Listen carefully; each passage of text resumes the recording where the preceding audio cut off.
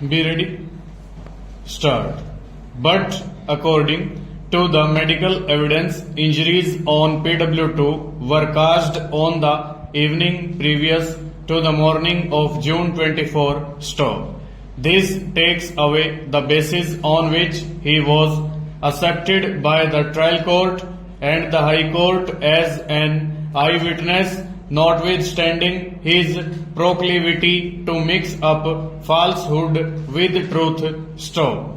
A substantial part of the prosecution story has been disbelieved and the conviction of the appellant rests solely on the testimony of PW2, who, as observed by the trial court, does not seem to have particular respect for truth and had mixed up falsehood with truth. Stop. His credibility as an eyewitness lay only in that the trial court and the High Court assumed that he had received injuries in the same occurrence in which the deceased was killed. Stop.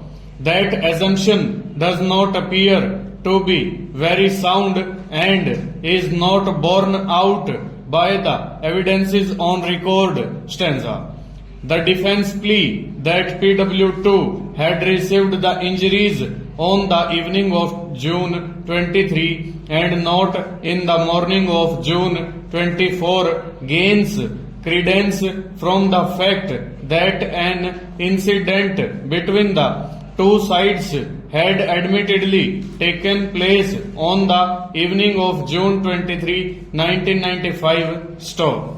In the face of this admitted position and the medical evidence, it is difficult to accept that the injuries found on the person of PW2 were received by him in the morning of June 24. Stop. From this, either of two inferences would logically follow. 1. PW2 was not present at the occurrence in which the deceased was killed in the morning. Stop.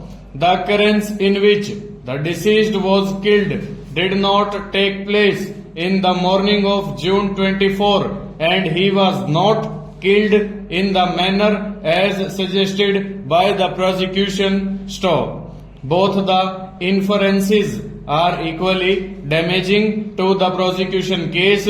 Stop. In view of the facts and the circumstances, it would be highly unsafe to uphold and sustain the appellant's conviction for the offense of murder, and the prudent and safe course would be to give him the benefit of doubt.